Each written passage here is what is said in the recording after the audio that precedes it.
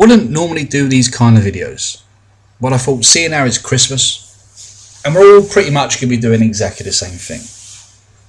We're going to be travelling for about 2, 3, 4, maybe even 5, 6 hours to get to a destination we don't really want to go to have the food we shouldn't really be eating, to be drinking the drink that we really shouldn't be drinking. But seeing how we're going to have times in that period where you're going to need to be entertained, I thought I would give you some race baiting. Enjoy, enjoy, enjoy.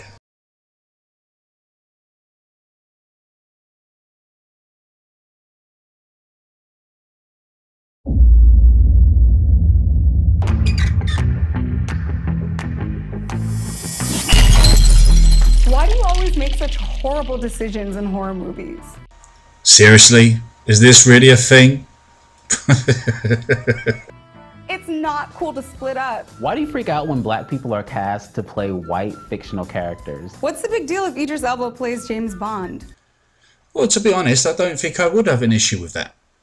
But the fact that you want him to be James Bond just because he's black maybe says a lot about you. What do you think? I would go see it twice. Why is a big butt and big lips considered attractive on a white woman, but they're unattractive on a black woman? Some men like big butts, big lips. Some men like small butts, small lips. Some men like blondes. Some people like brunettes. It's just what you prefer, isn't it? I don't know where you're getting this from, really. Do y'all really think Miley is the one who created twerking? Really? I don't get it. Why are you bringing up twerking? It's not exactly a good thing, is it? Why am I supposed to teach you how to twerk? People are asking you to shake your ass. You have an issue with shaking your ass.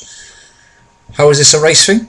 I don't know how to twerk. Why is it that white people always act as though they have discovered a new trend when people of color have been doing it for virtually years? Absolutely no context whatsoever. What exactly are you talking about? Explain. Why is it when a black woman wears her hair natural, it's seen as inappropriate, but when a white woman does, it's praised? Gotta be honest with you, as far as I've heard and seen, it's not white people that criticise you, it's black people that are criticising you for wearing your natural hair. If it was me, I'd say that you should be wearing your natural hair and not putting someone else's hair in your head. But that's just me. I'm a white person, of course, so that doesn't matter. This is the hair that I was born with, so you wearing it as a trend is not cute. So it's okay for black women to put white women's hair in their head, but it's not okay for white women to put black people's hair on their head. Taking a point that 98% it's actually black people putting in white people's hair sort of defeats your argument, really. Like, can you appropriate my student loans? Can you take that off my hands?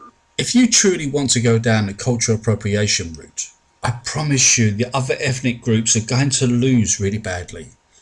If you want to lose the internet, if you want to lose cars, if you want to lose planes, if you want to lose trains, if you want to lose electricity, shall I go on? You won't be able to use any of those. So by pushing that button, the black people will be worse off. Why is it that white crime is seen as an isolated incident, but black crime is a representation of my entire community? Knowing statistics would have made sure that this guy didn't ask this question. Black people in America are somewhere between 12 to 13% as far as I know of the whole population. However, black people commit somewhere between 50 and 55% of all the homicides in America. Somewhere between 40 and 50% of all the violent crimes in America. So if you really want to go down that slope, you will lose, because the size of your population to the amount of crime that your race commits is well and truly out.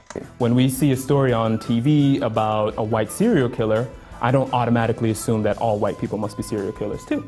I'm just going to say 2 words. Per capita. Why does talking about race make you feel so uncomfortable? Is it because you think that you'll be perceived as racist? I believe that when people are truly honest about what's happening in America and Britain today, yeah, they are perceived as racist. But we shouldn't be, because facts are facts and statistics are statistics. If you talk about race? You don't really believe that racism is over because we have a black president, do you?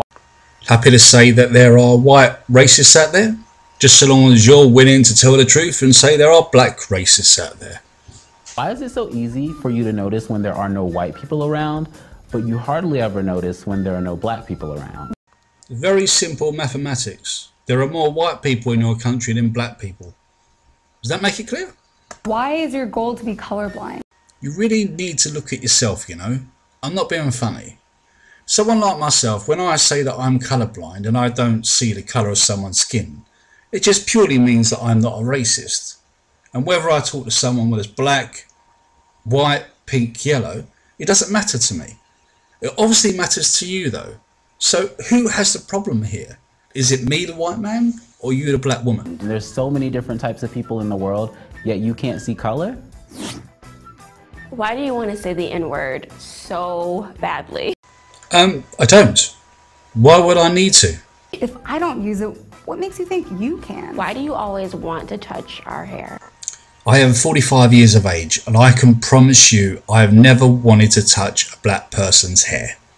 It's never been a thing. Who told you it was okay to touch people without their permission? Why do you feel like having one black friend makes you a cultural expert or not a racist?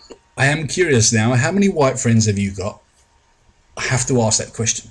But let me just explain to you how I know I'm not a racist. It's because I know the definition of racism. And I know I'm not that. That's why I know as a white person I am not racist.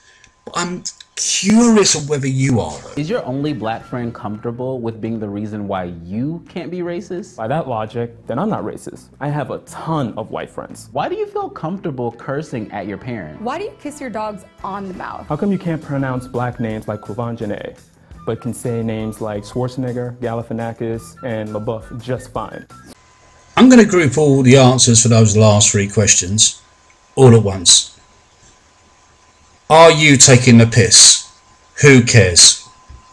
Yeah, I think that answers all three. What do you think? Why do you feel like all lions' lives matter, but black lives don't? Why is a lion's life in Africa more important than the lives of black people here? Black Lives Matter is a disgusting organisation that's against white people. It's not only that, but it puts out a fraud that it's for black people. The black people that are being killed in places like Detroit on a daily basis, but they don't want to know about it. They just want to know the narrative where a white police officer is killing a young black youth. In America. What did Simba ever do for you? I get it. Lion King was an awesome movie. But so was Selma, and so was Malcolm X. Why is it so hard for you to acknowledge your privilege? How dare you? Just because I'm white, I'm privileged? Are you fucking kidding me? You know me? You know the rest of America? You people make me sick. Get an education. How does it feel to not be the spokesperson for your entire race at any given time? Normal. I only speak for me. Always have done. So because I'm white, I speak for the entire race? Because it seems like you guys speak for the whole of the black race. The hypocrite I feel. Ciao guys.